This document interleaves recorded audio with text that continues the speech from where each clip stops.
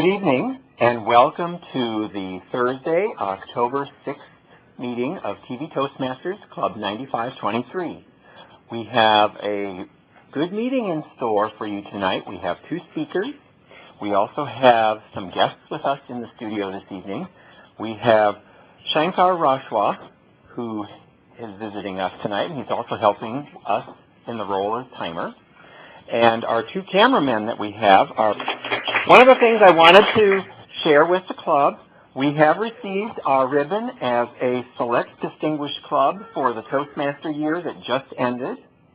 This means we have achieved 7 of the 10 Distinguished Club Plan goals. Now we'll see how well we can do for the 2011-2012 Toastmaster year. We're also privileged tonight to have as our Toastmaster Carol Kormelink.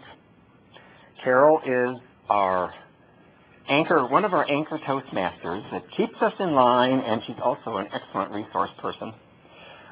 If you'd all help me welcome Carol as our Toastmaster for this evening, I will call Carol up here.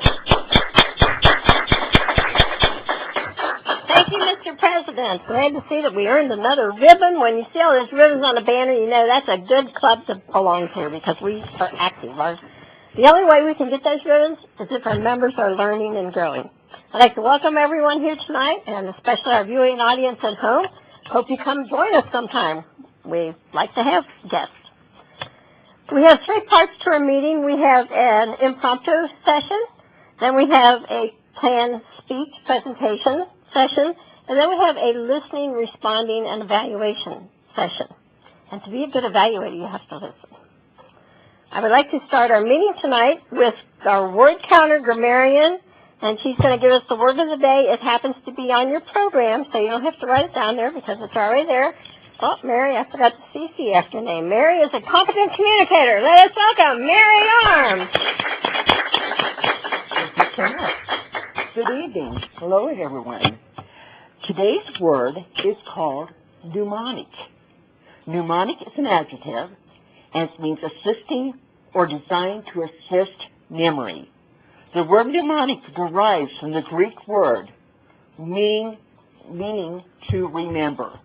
The word is mnemonic. And let me get it up here so everyone can see it. There we go. Yeah, I know. No, I mean, so we can see it. That's what I'm Your saying. head doesn't have 3. No, they don't. But the word is mnemonic. And that seems like that. Okay, mnemonic. And thank you so much. Thank you.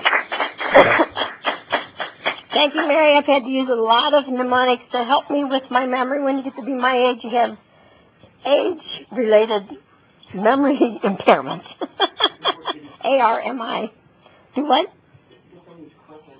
I know. Why don't we leave it here so the people can see it when they come up too?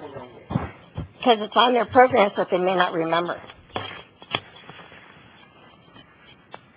That was the name. That's the name of the Milford yearbook.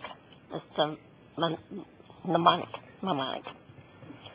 Okay, our next part of the meeting is the Tabletopics master, and I've known this person all my life. Let's welcome Carol Kormelink.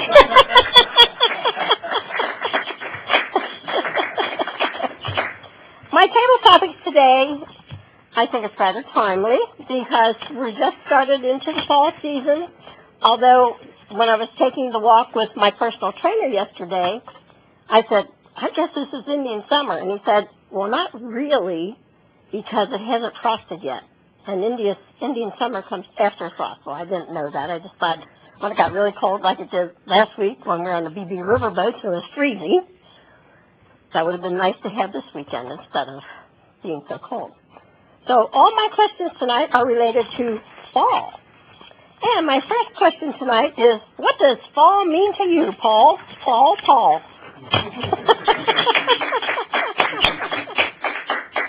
Thank you, Carol. What does fall mean to me? I walk my dog every day. I'm the guy that has to get up in the morning early and walk the dog. And I actually, if I'm home, I'll walk the dog at night. and I see all the different seasons. What it does is it gives me a chance to actually see the different seasons, get out there. Before we had a dog, in the morning particularly, I never got out and did a lot of walking. I walk with my kids now, but in the morning, you really see the difference in the changes, or in the seasons. And spring is one of my favorite times, particularly when the grass, when you're walking the dog, we walk back in a school, and I see the grass getting green. Summer, nice and hot out there, but now, fall, it gets a little crisp. You have to put the jacket on, and fall means to me just more crisp, opening the windows at night to sleep. I like to do that. My wife is actually from Houston, Texas, and her thing was down in Texas, they never opened the windows. It was always too hot to open the windows. So she's been here for about 15 years now from Texas. And I finally, after about 15 years, got her in the fall to open up the windows at night. So I love to do that in the fall. Fall means opening the windows at night to try to sleep for me. Thank you very much. Thank you, Paul, for that great answer. And crisp fall, that does describe it well. And you do get a lot of good exercise with your dog. My next topic is on fallout. What was the fallout from your most recent blunder? Rick Barron.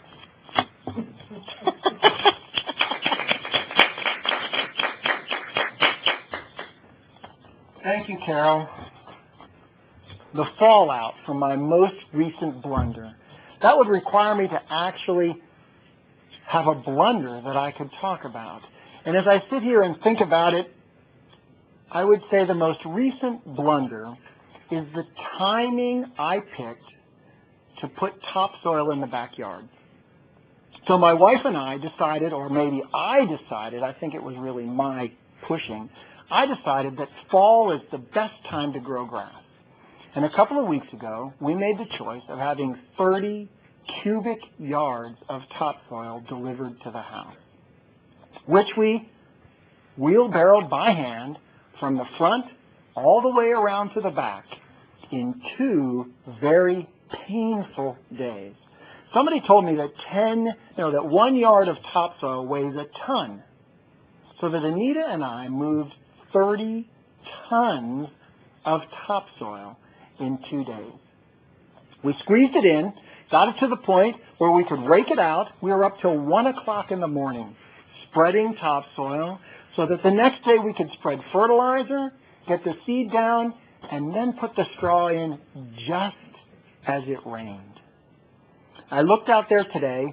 The grass is growing, but the leaves are mixed in there, and I'm wondering, how am I going to get all of the leaves out of the freshly grown grass without destroying the grass itself? So the fallout, I guess, Carol, has yet to really occur yet. Thank you.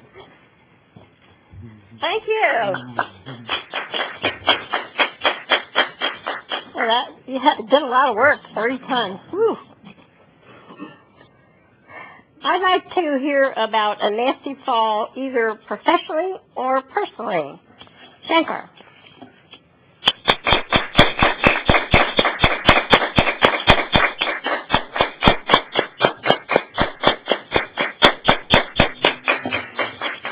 Thank you, Carol. Well, nasty fall. I can only think about my grad school days in Tennessee with a lot of my friends. The event was just to view fall colors. We typically drive into the Smoky Mountains with a lot of friends and a bunch of cars, and probably stay there at a cabin for a couple of days, and have all the students kind of activities for a few days and a few nights there. And I can only think of those are the nasty things. Thank you. Thank you very much.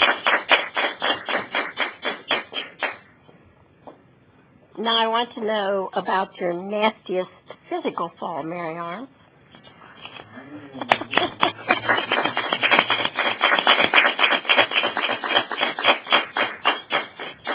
Thank you so much.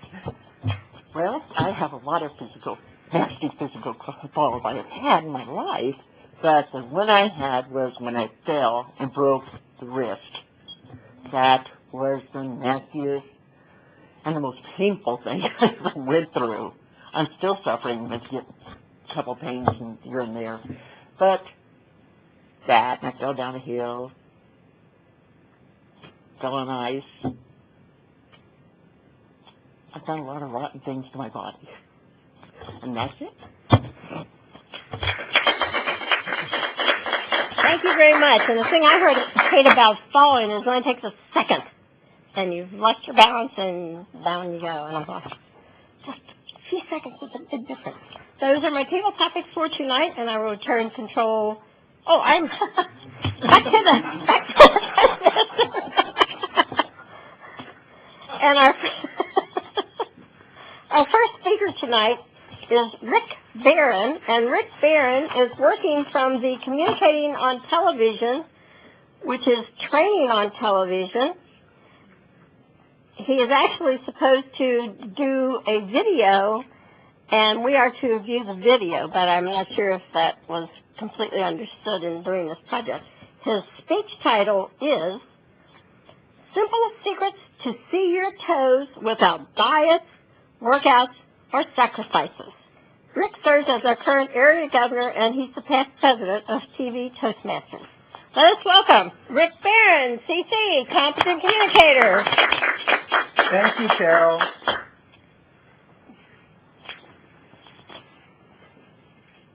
Welcome to the land of overeating and the home of obesity. Americans have become known worldwide as absolute gluttons. My training here tonight is to reveal to you 5 secrets that you can use to see your toes without diets, workouts, or sacrifices. And I've created a mnemonic to help you remember them. S-H-R-A-L. S-H-R-A-L. The first secret to seeing your toes is to snack between meals. That's right. I said snack between meals. You should be eating every 2 to 3 hours, fueling your metabolism to help retrain it so that it will burn all of the calories that you provide it, as well as go to the fat stores to begin burning those calories as well. 3 square meals a day slows our metabolism, teaches it to store food for those long starvation periods in between. Number 1 secret, snack between meals. Start eating every 2 to 3 hours, and you can gradually improve the quality of the snacks that you have. The second secret to seeing your toes is adequate hydration. Your body is 60 to 70% water, yet most of us are dehydrated. We should be drinking half of our body weight in ounces of water each and every day. So a 160-pound person should be drinking 80 ounces.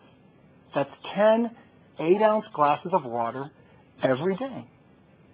You should add 8 more ounces for every 20 minutes of activity that you have, keeping your blood flowing and helping the exchange of metabolism so that your body can continue to burn those calories. The third secret to seeing your toes is adequate rest. As a nation, we are sleep deprived. Very few of us get the 7 to 8 hours of sleep that are truly required to be well rested. And because of this, we have a struggle going on between two hormones in our body. The first is called ghrelin, and it's the go hormone. Ghrelin is the hormone that tells you to eat, that tells you when you're hungry. And when we're sleep deprived, we have too much ghrelin. The other hormone is called leptin. Leptin is the stop hormone. And it's the one that tells you to stop eating when you're full. When we're sleep deprived, we have low amounts of leptin. High amounts of ghrelin, we eat too much. Low amounts of leptin, we don't know when to stop. Think about your own personal experience. Up late, getting up early, hit the drive-thru for something quick to eat, a cup of coffee, maybe a donut in your morning meeting, no time really to do anything for lunch, so you grab something quick, little dragging in the afternoon, so you grab a Coke or a Mountain Dew, and you just don't feel like cooking a healthy meal, so you go out to eat. Makes sense? The fourth secret to seeing your toes without diets, workouts, or sacrifices is to be active. And I'm not talking about hitting the gym, running a marathon, or doing a triathlon. What I'm talking about is adding activity to normal tasks that you do each and every day. For example, parking in the furthest parking spot and walking to the door. Taking the stairs instead of the elevator. If you can't make it all the way to your floor, make it as far as you can and pick up the elevator on the second, third, or fourth floor until you can make it all the way to the top. When you go to the grocery store for just a few items, pick up a little basket and carry your items rather than pushing that cart around. And maybe you could walk to a neighbor or the corner store rather than hopping in your car. I challenge you to find activities that you can do that will increase your activity. The last and final secret that I have for you is to read labels, avoiding the three whites: white sugar, white flour, and white salt. Sugar goes by many other names, so when you read the label, you should not see any of those in the first four ingredients: sugar, fructose, high fructose corn syrup.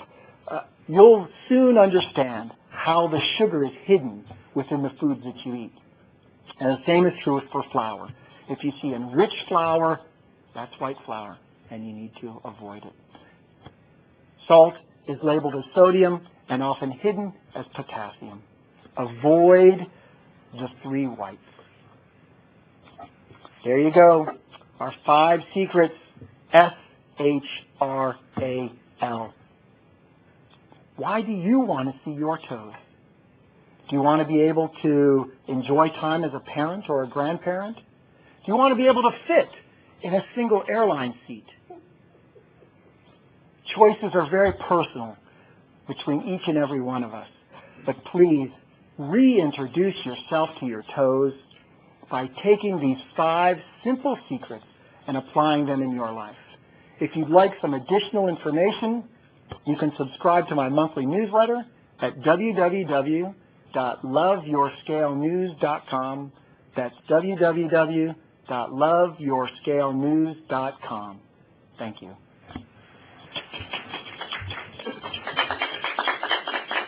Great pictures, Rick. You made that speech just for me. I needed to hear that. I am sleep deprived. I went to bed the other night at 6:20, and I got up at 8:40. So the next night I said, I'm going to reform. I went to bed at 9:25, and then leg cramps woke me up about 1, and then I stayed up until about 3 watching TV, and then I went back to bed. So I'm working on that, and I didn't know those 2 hormones that you needed. on your seat there was a little evaluation form and a brief ballot and brief evaluation form. And this is the place where you give the speaker some feedback on how his speech affected you. And we'll have one moment of silence for that.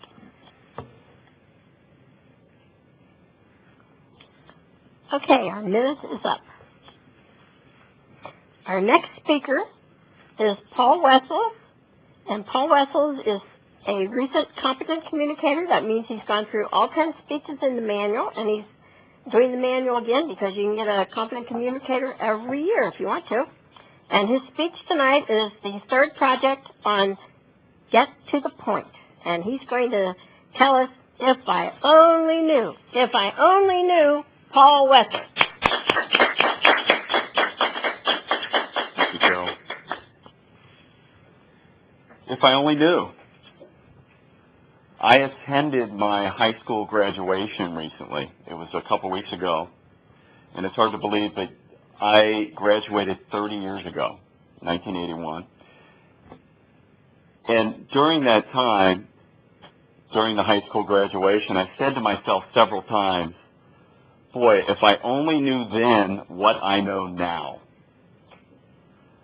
The reunion got me kind of thinking a little bit about the Tabletopics question that we had here at the meeting a couple weeks ago. And it was, what advice would you give someone out there that may be attending college or going to attend college? I thought I'd throw my 2 cents in. So if you're out there clicking the channel and you have a couple minutes, please, you may want to stop here on this channel. I think I can give you some advice, and I hope my experiences may improve things for you. In my opinion, only a few of us have the advantage of knowing what we really want to do with our lives when we're 18 years old. I totally agree that college is a time for self-exploration and more than just studying. It seems obvious to say, yet I say, don't sacrifice your grades in order to do other activities, whether or not those other activities are deemed unconstructive, maybe partying too much, or even constructive. Your main goal should be to establish and maintain good grades, even if you don't know what you really want to do. In my opinion, in college, you have to keep the end game in mind. Now, I'm assuming you're attending a college to learn skills and credentials in order to get a job. Yes, the employer is going to look at the whole you. He's going to look at everything that you've done other than studying. And grades, they're definitely not everything. I don't necessarily agree with the way things are, yet, in my opinion, without grades, you won't even get certain interviews. You won't even be on the playing field to show your stuff. You have to take the question of grades out of the equation during that interview process. Grades should be good, and they should be a good starting point for you. This talk is about actions that other students took way back when I was going through college. It was being performed around me that I never really gave much thought to back then. Yet looking back, I speculate it may have given them the edge in the grades department. Now, I've created a mnemonic, since the word of the day is mnemonic, about the 3 things you should really look for in college. And my mnemonic is PEG, P-E-G. The first word is professor. The second word is E for experience. And the third letter is G for groups. Now remember this. Here's what I saw way back when. Other students were actually studying the professor. So in addition to studying the subject matter like everybody else, some students studied the professor as well. Like anyone, professors tend to follow habitual patterns. Many professors have obligations to research and other activities in addition to teaching. Some students learned way back when that once a professor created a lesson plan, he or she tended to stick with it, and they used that to their advantage. Knowing the professors and patterns that the professors had really helped students save precious time and gave them an edge with respect to the grades. So know your professors. Study your professors in addition to studying the subject matter. Way back when, students, that I noticed, tapped into experience. I noticed that some students went out of their way to make friends with or even date older students who were in the same field of study as us. The older students had no skin in the game with respect to the grades. They were ahead of us. But they provided a wealth of information to the younger students about professors, which professors to take, what ideas those professors focused on, and more importantly, what questions those professors asked on exams. So in the mnemonic, the second letter is E for experience. Tap into experience of older students, something I didn't do. And finally, groups. Groups. Many students, way back when, formed strategic study groups. It seems reasonable to say that everyone in your class is basically your competitor. Students benefited from joining or forming study groups with a few select classmates. It would help them handle the large amount of information in the pace. It was such a fast pace, particularly in a competitive atmosphere, a competitive field of study. I observed the best groups were populated by students with different talents that they could bring to that group. It was a well-balanced and synergistic group. These small, well-balanced groups made up of students that trusted each other and whose members gave as much as they received were a very potent force against the rest of the class. So again, remember the mnemonic, PEG. And remember, I agree, the whole college experience is more than producing good grades. Yet please be aware of the following actions being performed by your classmates. Remember, they're out there studying the professors in addition to the subject matter. Professors, like anyone else, are creatures of habit. And your competitors, your fellow classmates, are using that, exploiting that. 2, tapping into experience. You may not like it, you may not see it, but your fellow classmates are befriending and dating older classmates that have no skin in your game. Yet, they're providing your classmates, the younger students, with a wealth of information about the classes and the professors. And then finally, G, groups. Doesn't seem right. You may not like it, but your classmates, they're forming strategic groups. They're pooling resources to gain real competitive advantage against the rest of the class.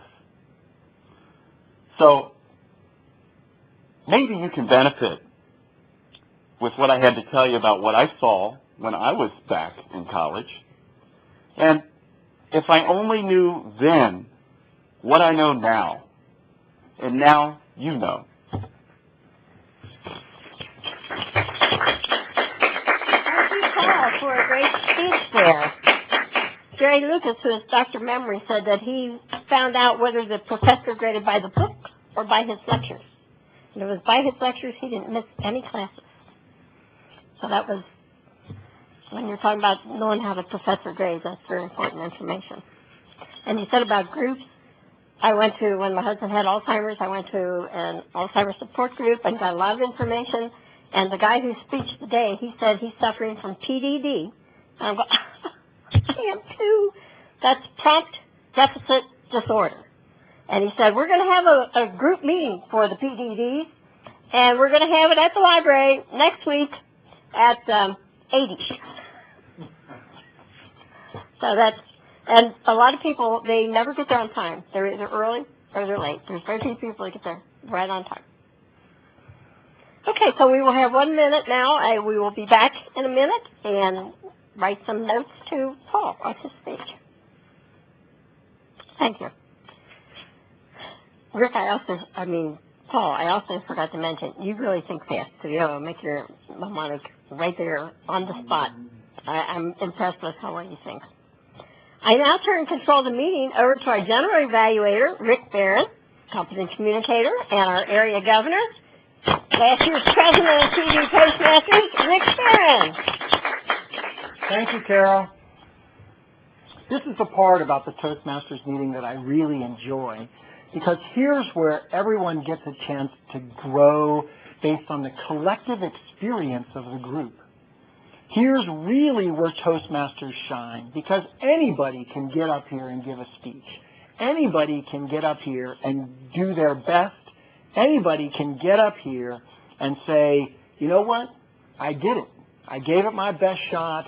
I did the best that I could.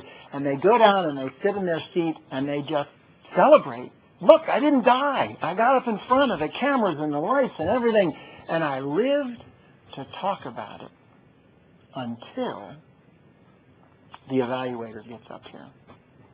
No, I'm joking. The evaluator gets a chance to come up here and really help the individual grow through that experience, because we just want to survive it. That's all we really want to do in getting up here, is survive it. And what we get to do with the evaluation part of the meeting is we get to grow through that experience. So the first person that I'm going to introduce on my team is Darren Henderson. And Darren was the evaluator for my speech. So I am very interested in what Darren has to say. Darren? Thank you, Mr. Junior Evaluator, fellow Toastmasters, especially Rick. The title of Rick's speech was Simple Secrets to See Your Toes Without Diets, Workouts, or Sacrifices. Very good title, very good long title. The objective was to learn how to develop and present an effective training program on television. And secondarily, the objective was also to create changes in a behavior, attitude, or skill. So obviously, Rick, it was obvious from when you initially got up here that your goal was to help people to control their weight. I thought it was a very effective initial part of your speech to show the pictures of the obese people. It's kind of an attention grabber. And I thought that part was very effective. The next part I'm going to talk about is the content. I thought the content was very good. It's obvious that you did a lot of research on this topic. I thought that use of the mnemonic shroud was a very effective thing. It's always effective when you can kind of set an outline of what you're going to talk about, then follow that outline throughout the course of the presentation. So I think that was very effective. Once again, that was snack, hydration, rest, be active, and read labels. It's very effective to be able to remember your main topics by use of a mnemonic, so it was a very good thing to do. Also, I thought your content was very good and very deep, in that you had some very detailed things, such as the hormonal impacts of sleep deprivation. I mean, you actually went into a lot of detail about some of the things you talked about. Also, the examples you had for each letter. For example, you talk about be active. You say you don't have to go out and run a marathon. Just park in the far parking space at work, or take the stairs when you go into a building with stairs. There's simple things you can do to be more active without getting a gym membership or running a marathon, as you mentioned. Also, read labels. You brought up some very specific things you should look at when you look at labels. So really, I think it was very good because of the fact that you actually brought up not just kind of breezed over the topics, but you brought up some great specifics. Also, you talked about the motivation for losing weight, which was great. On the presentation, I thought it was very good articulation, particularly in a training presentation. Since you're doing training and not a traditional speech, there's some vocal variety you don't want to use. You don't want to do a lot of histrionics. I mean, you were very measured. Your pace was very good. Once again, very good articulation. I think everyone understood every word that you said. Also, good eye contact, and you had very slow gestures. You didn't, flow your hands around, and it was very easy to follow what you were saying. Overall, very effective presentation. The only thing from an improvement standpoint that I thought of that could have made it possibly more impactful would be to either do one of two things. Either add a little bit more humor. There was some humor in the beginning with the pictures, but you could have gone down a tack where you add some, respectful humor regarding the topic of obesity, or maybe add a little bit of an emotional pull or inspirational story about maybe someone who'd overcome a fight with obesity. So maybe a little bit more of a, like I say, either go down the humor road or go down the inspirational road. Might have made it just a little bit more impactful, but overall, very good speech and very good training. So, thanks, Rick.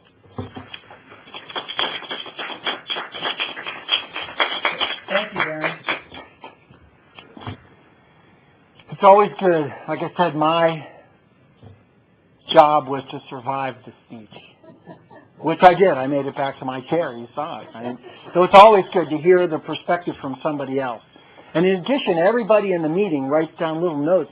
Carol had mentioned that before, that everybody gets a chance to write down some notes. So you get input from more than just the person that evaluated your speech. So always great to come to a Toastmasters meeting to survive the actual event and to then be able to grow through the experience. Thank you very much, Darren. Now it's my pleasure to evaluate Paul on his speech, If I Only Knew.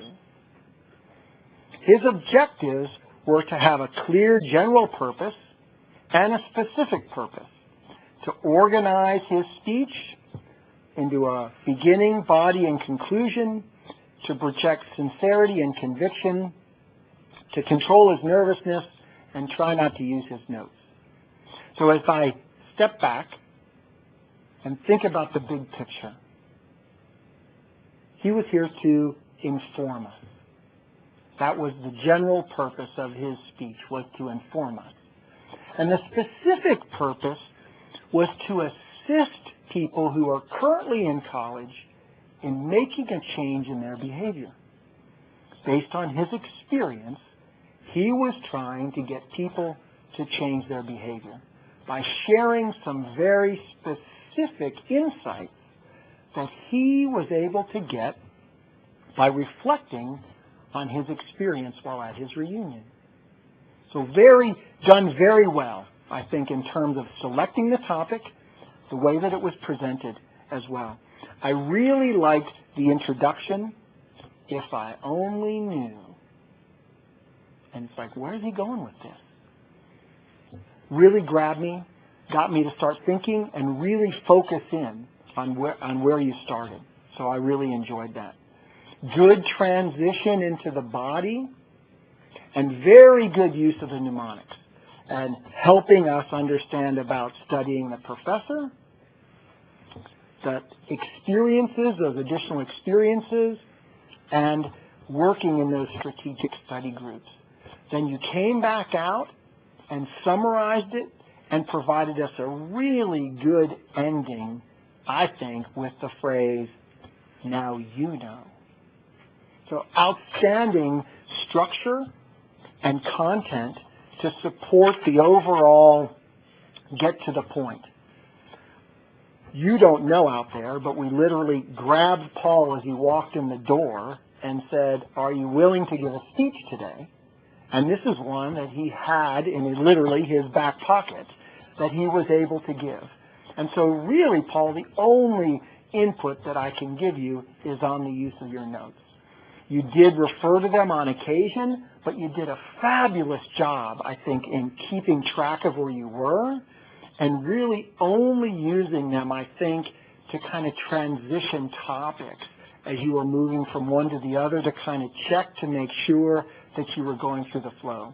So for something you really weren't prepared to give, that was literally, you may have had 5 or 10 minutes to prepare, I think you did a fabulous job of managing your nervousness and doing limited use of your notes. Outstanding speech. Thank you. I look forward to hearing others from you. Okay, we're done. Thank you. Thank you. Get to do the same thing Carol does. This is Now what we do is we go on to a portion of the meeting where we help improve our grammar and our use of clutch words that we may use when we're nervous. And for that, and also to find out how many times we use the word of the day. So I'd like to reintroduce Mary. Would you come up and give us the grammarian report?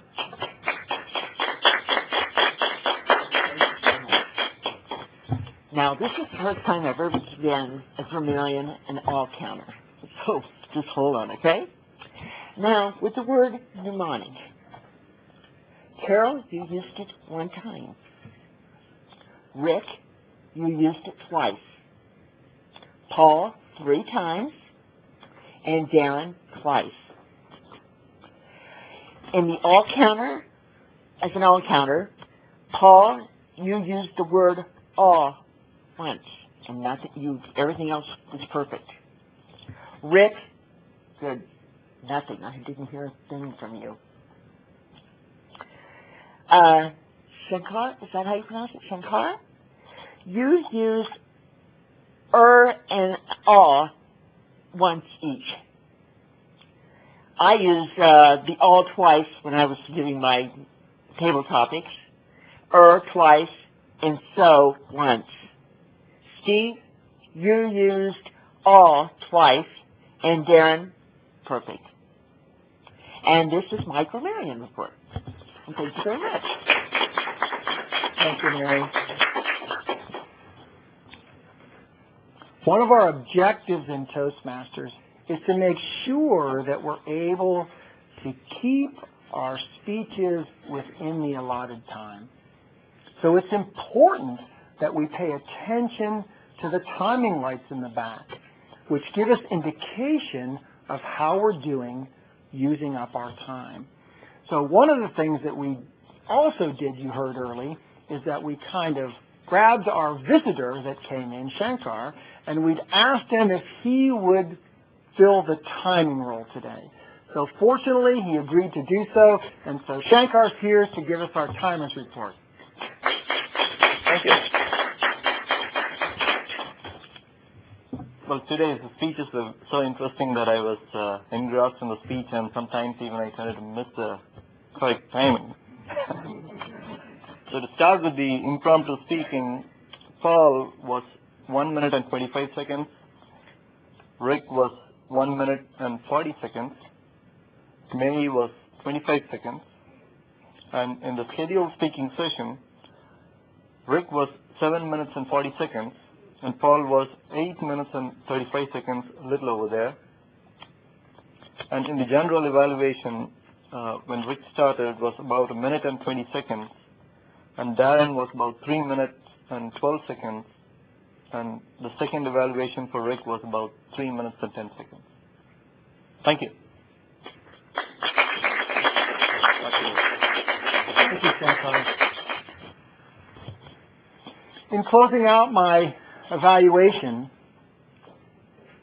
I can give some general comments about the meeting. We started a little bit late, and that's kind of consistent with after work, everybody trying to get here. It's sometimes, we meet the first Thursday at 6 p.m. at the Anderson Center, and everybody's doing their best to try to get here. And so we started a little bit late, so I'm not giving us leeway on that, but it would be nice to be able to start on time. So if everybody can do their best to try to get here on time, that would be helpful. We were very well organized. We had an agenda, helped us go through the process of what we've got for the day. We had a great opening. The transitions went really well between speakers, and it seemed like everybody was very well prepared, even for the table topics. It seemed like there was nobody that was really just kind of stumped and just couldn't say anything. People were willing to come up and at least provide input on a very appropriate theme for the table topics. So the whole concept of fall was very appropriate for table topics.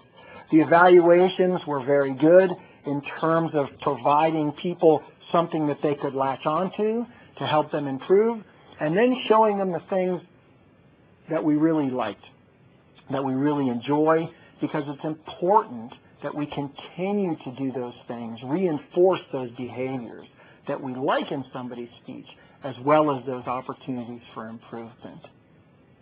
With that, I'd like to transition the meeting back to our Toastmaster, Carol Kormelink. Thank you very much, Rich, for that great evaluation and of the meeting. I'll finish filling in your book when I get back there. Paul, one thing, I don't have any problem with people using notes. I said the president uses notes, the pastor uses notes, and I'm going to use notes. What you want to learn is, instead of looking down at your notes, is to look with your eyes. And that people won't notice as much that you're looking at your notes. I did want to mention the Troy Sager, who ran 100 marathons, gave 100 seminars in 100 days at age 40, when at age 14, the doctor said if he survives the night, he will be a vegetable for the rest of his life. And you can see what he did at age 40. He wrote Dream Big, Act Big. He is going to be the keynote speaker at the November 5th Fall Conference in Dayton, Ohio. So if you haven't gone, you can go to d40toastmasters.org and click on the conference and find out all about it. I also would like to ask for comments from our guests. Shankar, this is the second time you've been here, and you are a Toastmaster already, correct? Yes. So if you would like to come up and tell us what you thought about our meeting, let's welcome Shankar. Thank you, Carol. Thank you, everyone, for having me for the second time here. I thought the meeting went really great, and I loved the topics today with good use of mnemonics. It was really terrific, and I also loved Rick's and Darren's evaluation sessions today. It not only helped the speakers, but also helped me to really understand how good speaking should be. So I thought it was really great. Thank you. Back to you, Carol. Thank you for coming. I hope you come back. And I would like to thank our camera people that came, and I would like to first ask Richard Willis what he thought about our meeting. If you'd like to come up, you have to take off your headset there, and come up and tell us what you thought. Richard Willis. Thank you very much. I thought the meeting went well. You know, I appreciated the speeches, both of them. Very fruitful. You know, the cameramans did good. Appreciate it. I leave with that. That's great. I was at a meeting the other day, and the person gave a speech. They had 48 ums in 5 to 7 minutes. And people say, oh, well, you shouldn't tell them how many ums they had. Well, yes. When I first did, a guy that came, his icebreaker, he gave 35 ums. His second speech, he only gave 17. He had 50% improvement. He wouldn't have known that if he hadn't known how many he did at first and how many he did secondly. Our other camera person was Dan Hamilton. And Dan, we'd like to have you say a few observations of our meeting. Thank you very much. Well, I thought the meeting was very informative. I liked the speeches, especially Paul's, because I am going to college next year, hopefully. But I found that very helpful, and I would like to kind of use what he said to my advantage. And so thank you. Good, thank you. I'm glad we were helpful to you, Dan. That was good. Keep going. You did a good deed today. There's a sign-up sheet going around. It's on a clipboard. I don't know where it is. Oh, there it is. Please sign up for the next meeting, which is going to be on Saturday, October the 15th, which is just next week. The second week of the month has the third Saturday because of starting at the end of the week. And I would now like to return control of our meeting to our president, Steve Aaronholtz, who is running, he's our director, and he has to leave the directing booth and come to close our meeting out. Here, Steve, thank you. Thank you, Carol. Yes, I had to get the key to unlock the door to the studio. It was like, I can't get in here. I wanted to remind people that our next meeting will be on Saturday, October 15th at 9 a.m. at the Anderson Town Center, or Anderson Community Center, 7850 5 Mile Road. We start at 9 a.m., and we'd love to have some of you come and visit us. The other thing that is happening on Saturday, October 15th, are the Fall Humorous Speech and Tabletopics contests for the Loop and the Western Division. Western Division's contest starts at 9:30, and the Loop Division contest will start at noon. And these are both taking place at Cincinnati State College down on Central Parkway. I'm going to thank you all for joining us this evening, those of you in the studio here, those of you looking in from home. Again, consider coming and visiting us on October 15th, 9 a.m., 7850 5 Mile Road, Anderson Town Center. And with that, I'm going to adjourn the meeting for TV Toastmasters Club 9523.